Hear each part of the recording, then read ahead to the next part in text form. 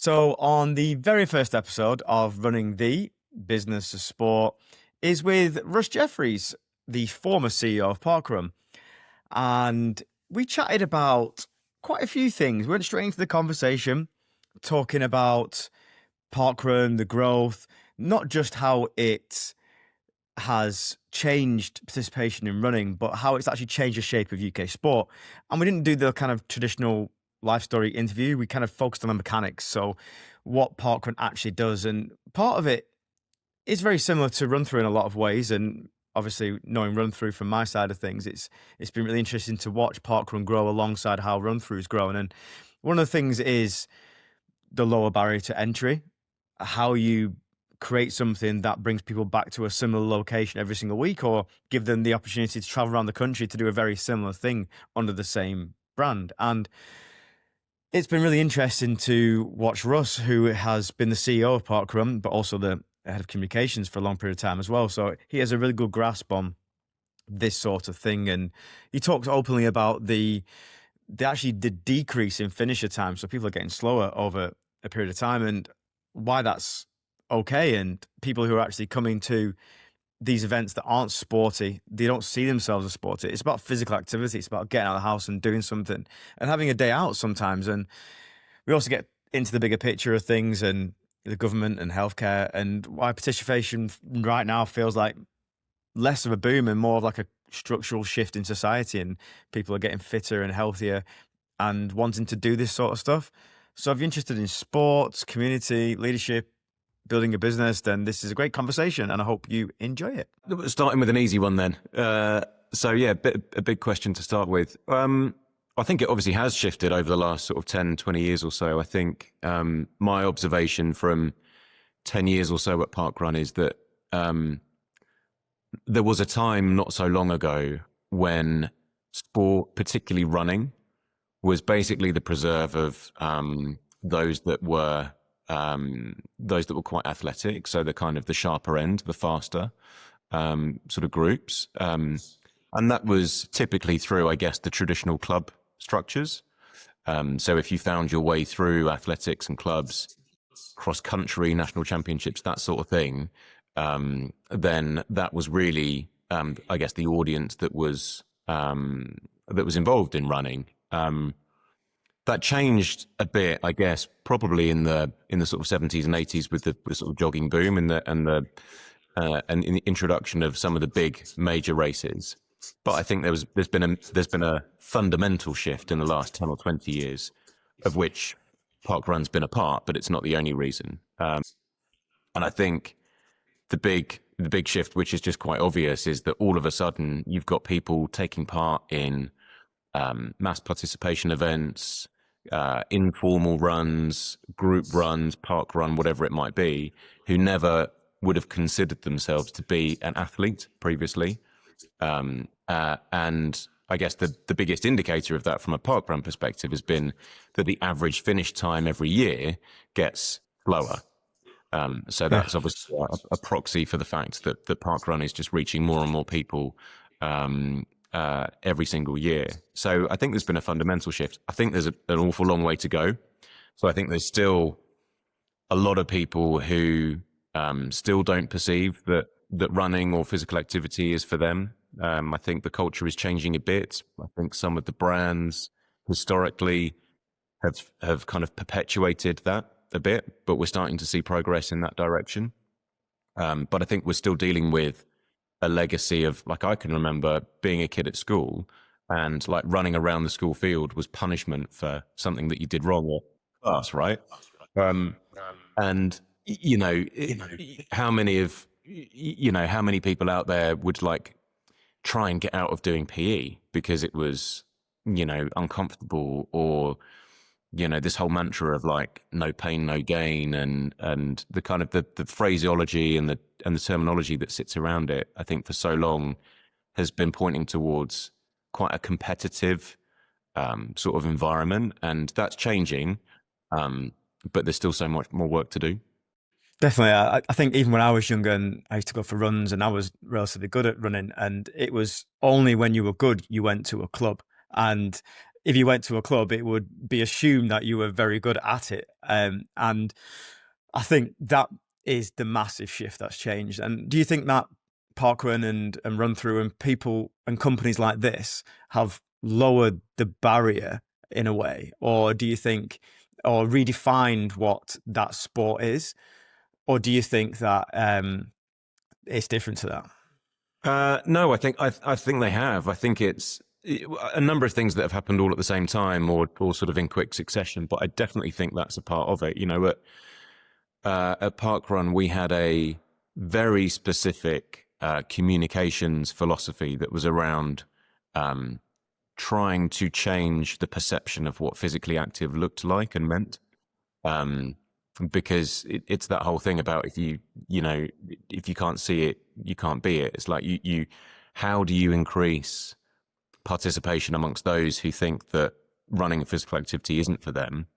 Well, you've got to show them that it is. And so things like reinforcing the message that it's fine to walk at a park run, that there's no cut-off time, introducing things like a tail walker so that, no one finishes last. There's a volunteer that's going to finish at the back and be there to support you on the way around. And other events run through, with the philosophy that you've got and other events as well, have also introduced those sorts of things to make sure that people understand that even if right at the front of a park run or a run through or a London Marathon or whatever else, there are people that are running around in record times and achieving amazing things.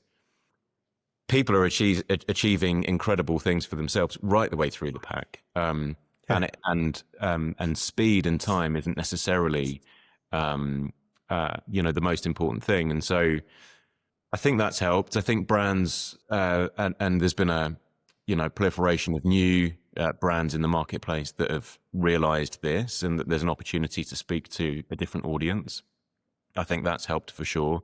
And then I think probably social media has been a big part of it as well. So actually, there's almost been a sort of democratization of physical activity, because now it's not only about the elites that you see on TV. It's you can be inspired by someone who, only relatively recently started their running journey, and that feels like it's, something that's achievable. But I definitely think the more opportunity that there is for people to be able to, take part in events and feel welcome and feel that there's no pressure, that doing best is what's important, and it doesn't necessarily mean that you have to finish in the in the top 10%. Then that's only a good thing. But it's made a difference in sort of the last 10, 20 years.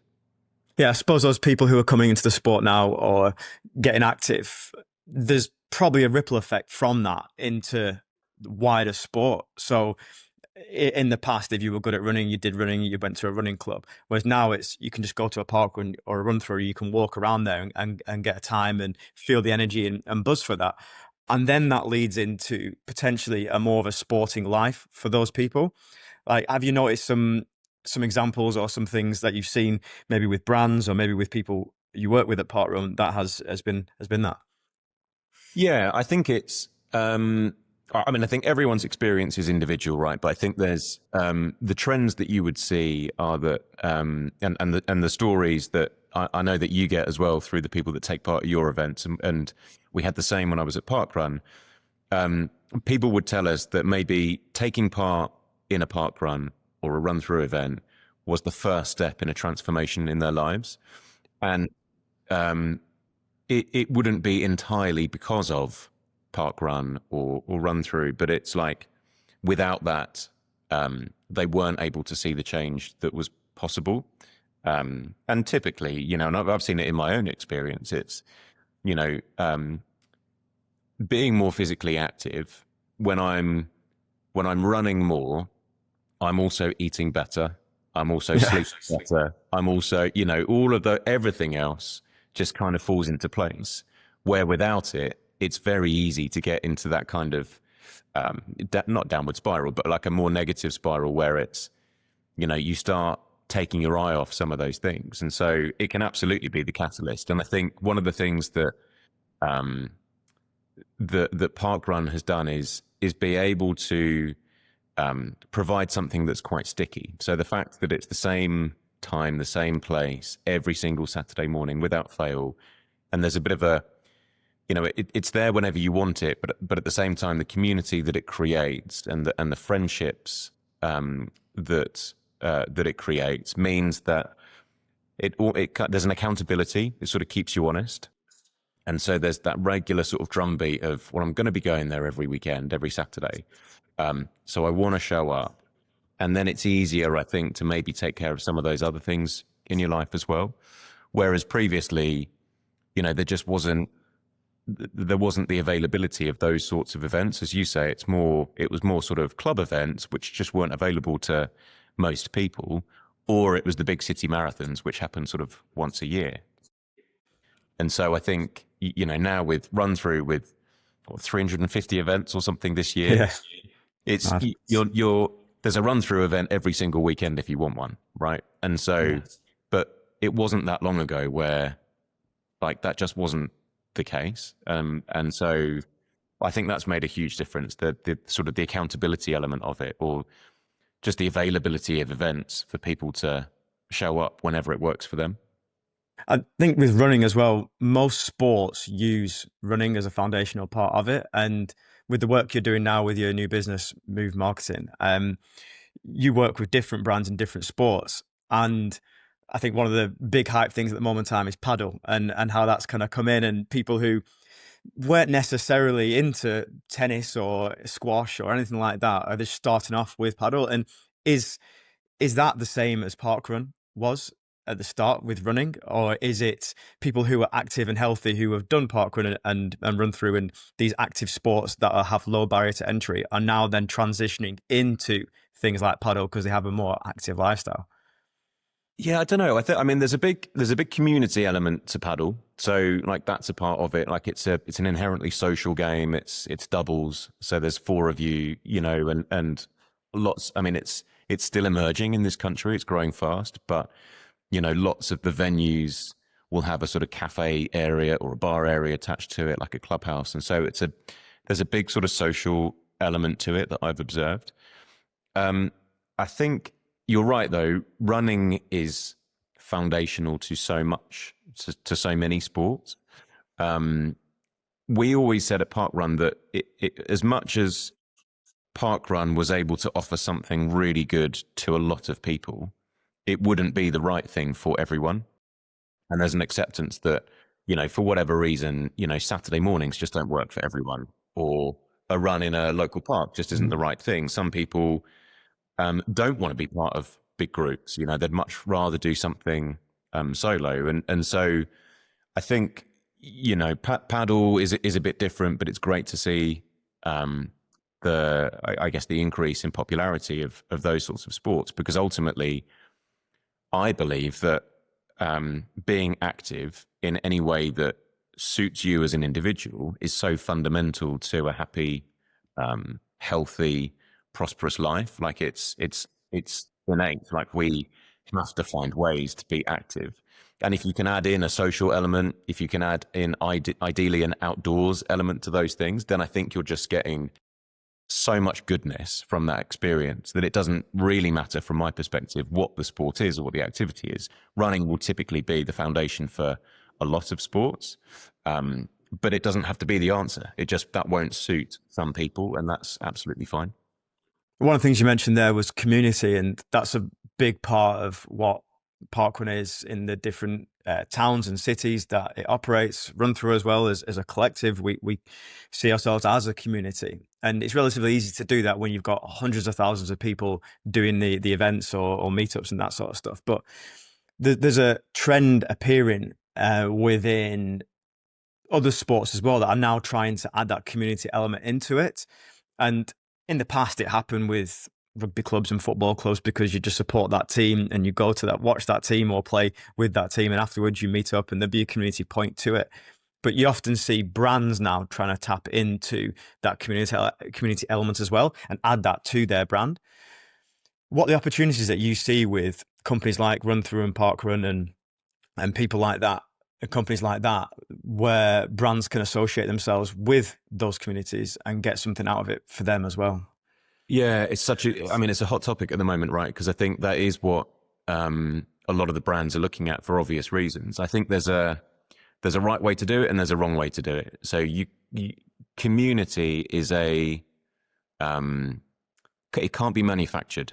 Like, it's a very organic thing. So, and I think if you do try to kind of create it, even like, especially if you try and control it or shape it, I think it typically doesn't work. People see through it, and it feels very inauthentic.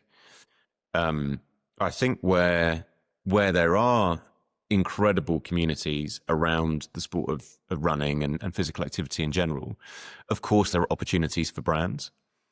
And in the work that I'm doing and the conversations that I've had, it always comes down to the same thing. It's like, if you are a brand, and it doesn't matter who you are, but if you can add something to the experience without extracting anything from it, if you can recognize that you are a contributor to that community, but you almost have to you have to earn the right to be there. You have to earn that credibility amongst the community. Then, if you can do that, there are unbelievable opportunities. And it's not about free stuff necessarily, but it is about thinking about how you show up. What is the contribution that you want to make? And is there a good reason for you being there? And so often there is. And I think a lot of people at the moment, not a lot, there's a conversation within the sport at the moment, isn't there, around, is running and mass participation becoming too commercialized? Like, are there too many brands? Is it becoming too commercial? And I just don't think it is, but I understand the question. I think there's, what we're seeing is a huge amount of growth in the sport and a lot of innovation and a lot more eyeballs on it and a lot more people taking part. And of course, within that, you're going to get the very, very commercial, and you're going to still have the incredibly grassroots and the sort of very organic. And it's not that one is right and one is wrong, but what I'm observing is that as the whole sport grows, there's space for all of that.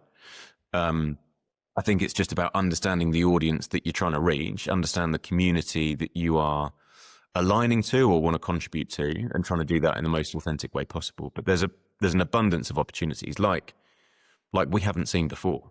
This is, I said something the other day about, this can feel a lot like a running boom at the moment. And it is, in terms of sheer numbers of people taking part in events, ballot entries, the number of events that Run Through are doing, the number of people taking part in parkrun, all of those things. But I don't think the reasons behind it are suggestive of a boom in the way that we've seen it before, in as much as I don't think it's something that's going to fall away quickly, because I think there's something more structural that's changed over the last decade or so, which is about people appreciating and valuing their own health and well-being earlier, younger than we used to, which is great to see. And people really prioritizing that. But also the community element. People want an opportunity to be social, to be connected, to be with their community, and to have experiences, real life experiences. And that's a structural shift, I think, in society, not just this country, but we're observing that in many countries around the world. And that's partly a response, I think, to lockdowns during the pandemic, but it goes back further. The genesis of that is maybe like digital overload, this kind of idea that we can't switch off from our devices and social media and those sorts of things. And so I think in that way, it feels like this isn't something that's here today and gone tomorrow. This level of participation isn't about to fall off a cliff because of those reasons. I think people are prioritizing this in ways they haven't done before. Now, we shouldn't be complacent as an industry. We should absolutely be looking out for signals of, what's the sentiment and what's changing and what do we need to do and how do we need to adapt. and looking after those communities, protecting those communities, allowing your run crews and clubs opportunities to flourish, whether that's with the support of brands or other event organizers. I think that's a fundamental part of it. Definitely, yeah. And the shift over the period of time, I don't feel like we're in a boom. I feel like we're in a bit of an evolution of what we started off with parkrun run through. And if you go to the States, in the USA, a lot of those events, even the smaller ones, are very commercialized. And in the past, in the UK, it was only really the big events that were heavily commercial. And then behind that, like we've talked about, was volunteer led clubs, essentially, the elite.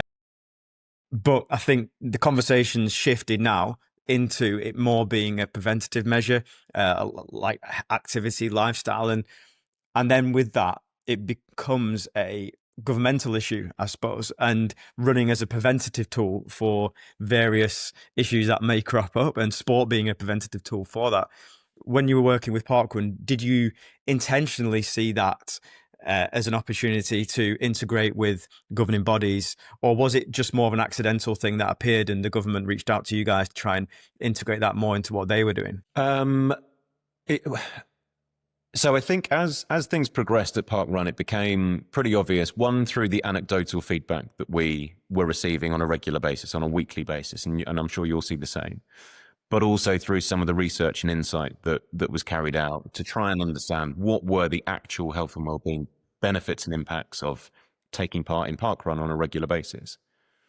And, a number of studies over the years, and I think one of the things that parkrun really benefited from was this incredible data set that could then be used in the right ways and for ethical reasons, but used by universities and other institutions to analyze and really try and understand what are the actual impacts of taking part in a parkrun. And unequivocally, it was having a positive impact on both mental health, physical health, social connectedness, reducing amounts of isolation and loneliness, just a huge number of really positive impacts. And when you set that against a society, certainly in this country and lots of Western countries as well, and not just Western, where actually the trend is that we're getting less healthy, both from a mental and physical perspective, more isolated, increasing rates of loneliness, all of these things. The scary increases in sort of childhood obesity and the increasing prevalence of sort of more Western diseases. Then you can start to see, well, actually, there's what we maybe once thought of as a bit of a nice to have, or something that sort of adds something to our weeks, our lives, and society. This kind of regular weekly opportunity to be physically active actually is more profound. It's got an opportunity. I would talk about it quite often as an obligation, actually, to do more, to reach more people, because if we can encourage more people into physical activity, we can maybe, it looks like, prevent downstream some of the illnesses and challenges health challenges that we're experiencing through the NHS. So with that data, with that insight, it was easier for us to be able to go to government through DCMS or through the health department or the cabinet office to say, look, what do we think about prevention? How can we do more of this? This is clearly good. It's having an impact. People are telling us that it's changing their lives, saving their lives. The data and insight is showing that too. So how can we do more of it, and how can we do it quicker? And governments for years have understood the power of prevention, and how, there would be it's just a good thing all round, isn't it? But not least, there's budget savings, in the future if we can get that right. But the problem is that government just doesn't tend to be able to operate with that kind of long-term thinking. The election cycles are quite short. Things change. An investment in something now for a payday in a decade's time doesn't always sound the most attractive thing, even if you know, people would agree that, of course, that's a sensible thing to do. Trying to sell that to the individual person, to say to them, if you do this now, Yeah. in 10 years' time, you may not have these diseases Yeah. that might pop up because of it. It's very Exactly. hard to treat anyone like that. Yeah. Yeah, exactly. And yeah, it's sort of human psychology, isn't it, as much as Yeah. anything else?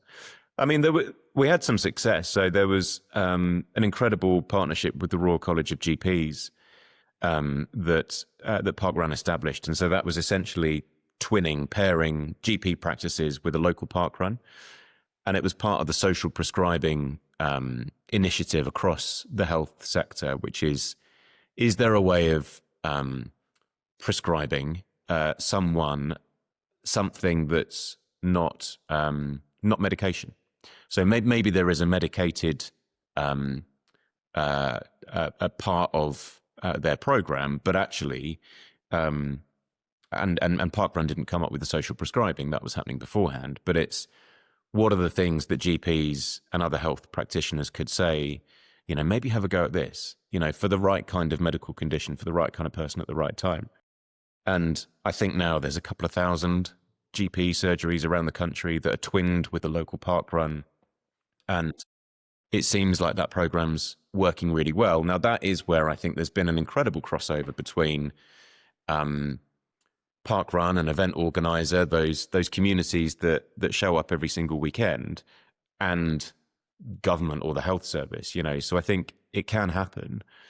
It just doesn't really happen enough. And then I was listening to a podcast that Tim Hollingsworth did probably a couple of months ago now. So Tim's the former CEO of Sport England, and this is probably one of the most telling things. The total Sport England budget on an annual basis is about 14 hours of NHS England budget. So you're just, the difference there between what we're spending, and of course that Sport England budget isn't about prevention per se. That's funding and all sorts of different things. But it's just a drop in the ocean compared to what this country spends on cure, essentially, which is what the health service is. Now, I'm not saying that necessarily should reduce, but that's just illustrative, I think, of where we as a country place that investment and what we're prioritizing. Such a long way to go. It frustrated me that there wasn't more of a long-term vision. It wasn't for the want of trying. The number of meetings and conversations we had where we were trying to do more and quicker. But unfortunately, it's not always the easiest conversations to have. Yeah, definitely. And I think a lot of change comes from individuals as well. And if we can, as an industry, inspire individuals to get out and fit and healthy, and then we're doing our bit. And that does come from role models, comes from organizations like Run Through Parkrun, the opportunities, open door opportunities to go and do sport, to get fit, get healthy, get active. And Yeah. in every town and city, you've got leisure centres and swimming pools that are relatively cheap to use, to go running tracks to go and use. But sometimes it's the information gap that people don't have. And I think with social media and like YouTube videos and everything you can watch, information's out there and easy to get, especially now with AI and how readily available information is that's created to the individuals. It's going to be a really exciting time for people to get their own prescribed version of what they want. But what else do you think is the future of participation sport? Is there anything else that you've noticed or you think might happen in the next 10 years or so that might help this area evolve? Yeah, just on that point about, leisure centres and swimming pools, but I think that needs to be matched with investment, so that there's been chronic underinvestment in those facilities over, the last sort of 10, 20 years probably. And I think they've got such an important role to play. You're exactly right. And to the point that I was making before around running and parkrun won't be the solution for everything. But if the local swimming pool's closing and the leisure centre is at capacity, then it needs investment. We need to make sure athletics clubs, the facilities in this country need investment to make sure that we can give people the opportunities that they want, so we can meet people where they are. I think and it might be a response to that, or this might be a cultural thing. But I think to answer your specific question, I think one of the interesting things over the last, I don't know, maybe 10 years has been the increase in those informal clubs. So the running crews, or, you know, the clubs that are popping up around coffee shops. Like it used to be like running stores would have, you know, like a Tuesday evening run or something. And that makes total sense. But now you're seeing it at like, yeah, coffee shops or wherever, other businesses, other things. And it's great. People are creating opportunities of their own, maybe because they don't see that there's something that works for them. And that could be for cultural reasons. It could be for socioeconomic reasons. It could be geographic, whatever it is. But they seem to be, the thing that sort of seems consistent is the informality of it. So it's not about speed. It's not about pace. You're not necessarily meeting at a track. It's incredibly inclusive. You know, there's different routes and paces for different people. And actually it's the social bit, or the community bit, is really the thing. And the run is almost incidental. It's like, yeah, we might be doing a 5K or a 4K run from this shop or cafe. The really good stuff is the coffee afterwards, or, you know, the sort of the chat that we have afterwards, or whatever. Even things like, you know, Friday Night Lights, where you're sort of taking a group of people who, like when I was in my early 20s, like we weren't like going for a run and then partying afterwards. It was, you know, it was something far less healthy. So I think just those sorts of things that are going, this people want something different now, and, you know, running can be a part of it, but it can also be, I guess, the sort of, not necessarily the byproduct, but the thing that gets you into something else, or the thing that kind of brings you together. And the real kind of good stuff, the real connectivity, comes from the social element afterwards or beforehand. Definitely. Okay, Russ, thanks very much for that today, and we enjoyed talking to you. Thanks, Matt. Appreciate it.